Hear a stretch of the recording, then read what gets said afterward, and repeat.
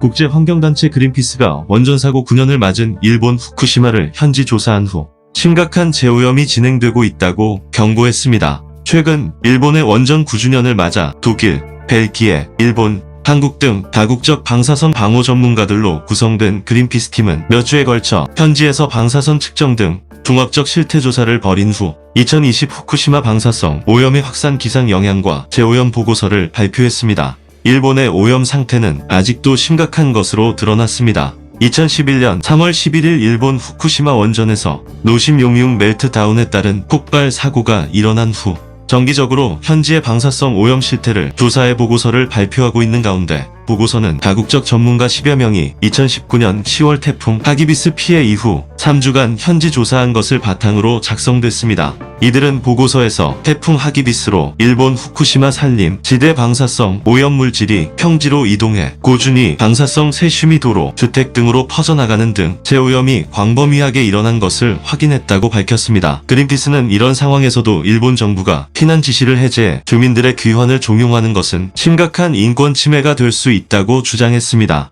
또 일본 시민단체 등은 후쿠시마에서 소화갑 상선암이 급증하는 등 건강 피해가 본격화하는 것과 이주 노동자들이 방사능 제염 작업에 집중 동원되면서 피폭되고 있는 것에 문제를 제기하고 있습니다. 그중 가장 대표적인 노동자들은 바로 베트남인들로 이뤄진 이주 노동자들이며 이들은 하루에 한국 돈으로 2만 원도 안 되는 돈을 받고 일본의 제염 작업에 투입된 것으로 전해지고 있습니다. 현재 상황을 보면 일본 정부는 후쿠시마 사고 후 원전 인근 지역 공공도로에서 20m 범위 내에 있는 수목과 토양을 일정 부분 제거하는 제염 작업을 광범위하게 실시했습니다. 그러나 후쿠시마현의 70%를 차지하는 산림 지역은 미처 손을 대지 못했습니다. 그래서 폭우나 태풍 등으로 방사성 물질이 씻겨 내려가면 먼지나 흙에 섞여 하천 등지로 이동하고 결국 태평양으로 유입되는 방사성 퇴적물도 증가할 것으로 우려되고 있는 상황입니다. 그린피스 조사팀은 일본 현지 조사에서 후쿠시마 남이의 지역 산림지대 측정구역에서는 방사선 수치가 감소하고 평지에서는 오염이 증가한 것을 확인했다고 밝혔습니다.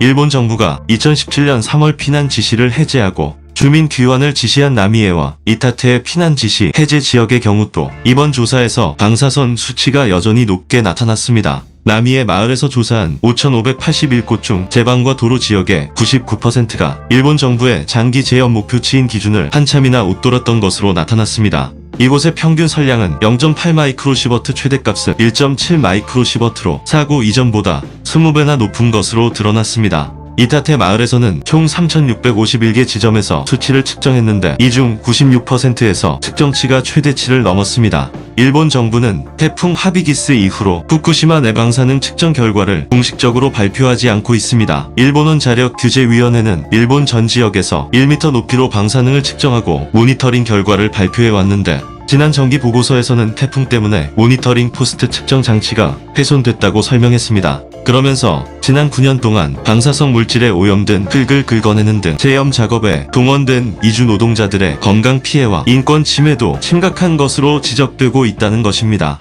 그린피스가 발간한 후쿠시마 원전 재앙의 최전선 노동자와 아이들의 방사선 위험 및 인권 침해 보고서에 따르면 동남아시아 등에서 일자리를 찾아온 베트남 노동자들이 충분한 보호 장구도 없이 장시간 제염 작업에 투입되고 있는 것으로 나타났습니다. 보고서에 따르면 베트남 출신 제염 노동자들이 일본인의 시급도 안 되는 일당을 받고 일하다 방사능에 피폭돼 건설회사를 상대로 손해배상 소송을 내기도 했습니다. 뉴스에 보도된 베트남 노동자 사례를 보면 일본 이와테현에 본사를 둔 건설회사에 고용된 그는 후쿠시마 원전 인근 나미의 마을에서 방사능 오염풀을 긁어내는 작업을 2달가량 한 후 방광에 이상을 느꼈다고 합니다. 병원을 찾은 그는 내부 피폭 진단을 받았습니다. 그린피스는 이주 노동자를 보호하기 위해 현재 귀환 곤란 지역에서 이루어지는 제염 작업을 중지하라고 요구했지만 일본 정부는 오히려 특정 기능이라는 자격을 신설, 외국인 노동자라도 방사능 관련 작업에 투입할 수 있도록 허용했습니다. 자국민만 보호하면 된다는 생각으로 정책을 펼치고 있는 것이었습니다. 특정 기능 비자는 지난해 도입된 취업 비자로 기술 시험을 거친 외국인을 현장에 즉시 투입할 수 있는 것으로 알려졌습니다. 이로써 연간 8,000명의 건설 부문 외국인 노동자들이 제염 작업에 합법적으로 투입될 수 있게 됐습니다. 이와 관련해 민간단체 연구원은 전화 인터뷰에서 제염 작업이 방대한 지역에서 이루어지는데 작업자가 피폭되지 않도록 여건을 갖추려면 비용이 드니까 손쉽게 이주 노동자를 활용하고 있다고 지적했습니다. 그는 노동자들은 피폭이 되는 반면 일본 정부에서 수주를 받은 건설사는 대형 사업으로 폭리를 취한다고 말했습니다. 도사를 비닐 등으로 덮어서 그대로 놔두면 태풍 등으로 훼손이 되고 그러면 건설사들 일이 더 생겨 돈벌이가 되는 악순환이 벌어진다는 것이었습니다. 일본 시민단체와 전문가들은 일본 정부가 국제 기준에 어긋나는 피폭 한도 선량을 정한 뒤 성급하게 피난 해제 조치를 하고 있다고 비판하고 있습니다. 그린피스에 따르면 인체가 방사선에 노출되면 백혈병, 림프종과 같은 비고형암, 혈액암과 간암, 폐암, 유방암 등 고형암에 걸릴 가능성이 피폭량에 비례해서 높아지게 됩니다. 아무리 적은 방사선량도 사람에 따라 발병에 영향을 미칠 수 있다는 것입니다. 일본에 일거리가 있다는 소식을 듣고 먼 타국에서 일본을 믿고 찾아온 베트남 이주 노동자들이 결국 이런 상황에 놓이게 된 것입니다. 또한 그린피스 조사 결과 원전 인근 마을 대부분에서 위협적인 방사선 수치가 확인됐지만 일본 정부는 지난 3월부터 후쿠시마현 후타바군 후타바마치 지역 중 귀환 곤란구역인 후타바역 부근에 피난 지시를 해제하는 등 주민 귀환 정책을 지속하고 있는 것으로 나타났습니다. 그러면서도 피난 주민에게 지급하던 보조금인 한 명당 월 94만원도 2018년 3월부터 중단한 상태라고 합니다. 후쿠시마현에 따르면 원전 사고 직후 16만 명이 긴급 대피한 이후 2019년 기준 피난 생활을 계속하고 있는 주민은 4만 3천여 명입니다. 하지만 피난 지시가 해제된 지역으로 돌아간 주민들의 비율은 대부분의 지역에서 평균 15%, 적을 경우에는 3에서 4%대에 머물고 있는 상황입니다. 피난 보조금이 끊겨 별다른 생계 대책이 없는 주민들만 어쩔 수 없이 귀환을 하는 것으로 추정되고 있다는 겁니다. 일본 정부는 후쿠시마 사고 후 방사능 피폭으로 질병이 증가했다는 것도 공식적으로 인정하지 않고 있습니다.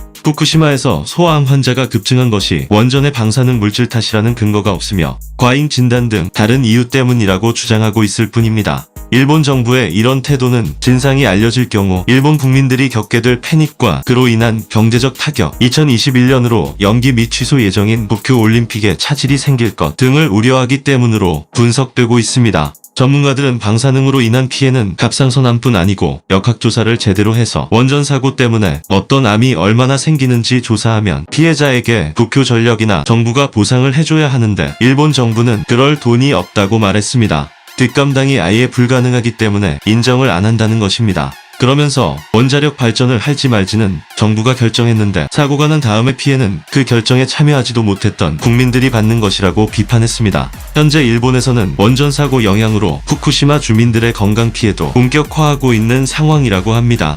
일본 정부가 구성한 후쿠시마 현민 건강조사 검토위원회에 따르면 2020년 현재 후쿠시마현 내 소아갑 상선암 환자는 악성 의심 환자 암으로 의심되는 환자를 포함해 공식적으로 236명으로 알려졌습니다. 이들 중 소아갑 상선암으로 수술까지 한 환자는 186명이라고 합니다.